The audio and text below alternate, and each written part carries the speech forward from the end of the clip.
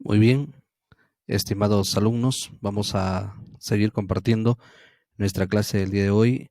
Hablar de la fertilización de los cultivos frutales, un tema muy importante que de ello depende mucho para el desarrollo y la producción y productividad de nuestro cultivo. Bueno, aquí en esta parte nos debemos indicar que los frutales pues son grandes consumidores de elementos nutritivos, por lo tanto necesitan un buen abonamiento en el cual puede ser de dos formas, ¿no? Acá nos indica dos formas importantes de abonamiento, ¿no? Primero es el abonado de fondo.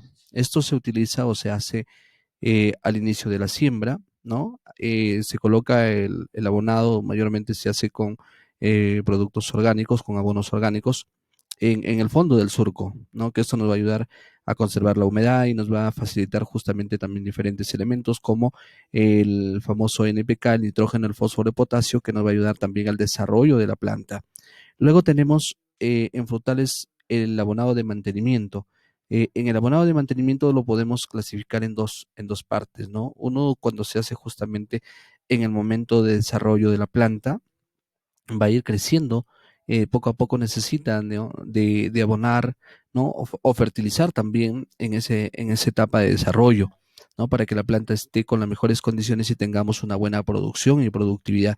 Luego, por consiguiente, tiene un abonamiento antes de la floración, ¿no? Cuando ya vemos que la producción empieza o el frutal ya empieza al momento de la floración, debemos aplicar este abonamiento, ¿no? En base a diferentes elementos, los elementos como el nitrógeno, el fósforo y potasio, o también con otros elementos que nos ayuden a complementar su desarrollo, ¿no? Y por consiguiente vamos a ver que también el cultivo, el frutal, tiene necesidades nutricionales, ¿no?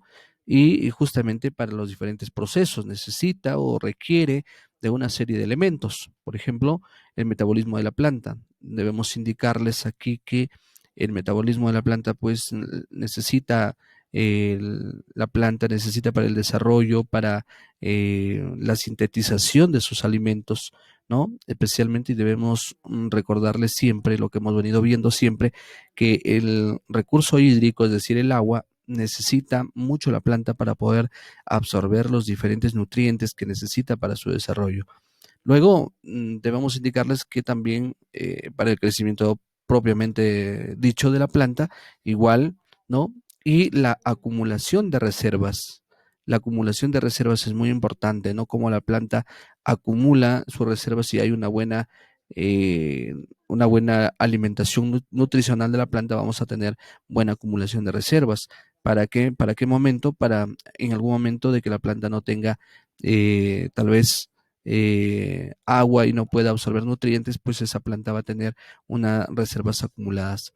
Y el otro punto importante que es la floración y la producción. Si no hay una buena nutrición en el momento de la floración y producción, queridos estudiantes, no vamos a tener una mayor producción y productividad, ¿no? Se necesita ahí de estos elementos. Podemos clasificarlos en dos partes, ¿no? Acá hay dos grupos importantes que no debemos olvidar, cómo está clasificado estos elementos esenciales que necesita la planta. Por un lado tenemos tres elementos interrelacionados entre sí, ¿no? El nitrógeno, el fósforo y el potasio, denominados así también los macronutrientes. También lo vamos a encontrar como alimentos mayores. Necesita la planta para su desarrollo. Otro de los puntos importantes son los micronutrientes, ¿no? También clasificado así como el fierro, el magnesio, el cobre, el zinc, el boro, el cloro y otros elementos que se incluyen en este grupo y que la planta también los necesita para su desarrollo. Son importantes, ambos son muy importantes, pero los macronutrientes en mayores cantidades, los micronutrientes en menos cantidades. Es muy importante conocer esto, ¿no? Luego, la absorción de nutrientes nos lleva y tenemos varios principios, ¿no? La absorción de iones, el aprovechamiento de los nutrientes, la absorción de ciertos elementos, la absorción de dos elementos importantes, yo diría que hasta tres elementos, como son los tres elementos básicos, el nitrógeno, el fósforo y el potasio, que nos permiten el desarrollo de la planta, el sistema radicular y la fructificación, ¿no? Las plantas pueden mostrar síntomas. Cuando hay una deficiencia de nutrientes, la planta nos va a mostrar síntomas. De hecho, un color amarillento, en algunos casos marchitez, de la planta y otros indicativos, la baja producción, la baja productividad, otros indicativos que nos van a permitir conocer si estos nutrientes están faltando en nuestro cultivo, ¿no? Lógicamente que para determinar la cantidad de nutrientes, nosotros vamos a determinar también qué tipo de suelo tenemos, pero ¿cómo lo vamos a determinar? Haciendo lo que está aquí, ¿no? Un muestreo de suelos. ¿Y qué cosa es un muestreo? Un muestreo viene de muestra, ¿no? Determinar a través de diferentes muestras cómo o qué tipo de suelos tenemos, ¿no? Voy a primero determinar el volumen de la muestra. Será 1 kilo, 2 kilos, 3 kilos que yo voy a acaparar o voy a recoger por cada muestra. Y al final 1 kilo será el que yo lleve yo al laboratorio y poder determinar qué tipo de suelo. ¿De qué forma lo voy a hacer? ¿No? En este caso de manera aleatoria, al azar. Hay otras en forma en zigzag, ¿no?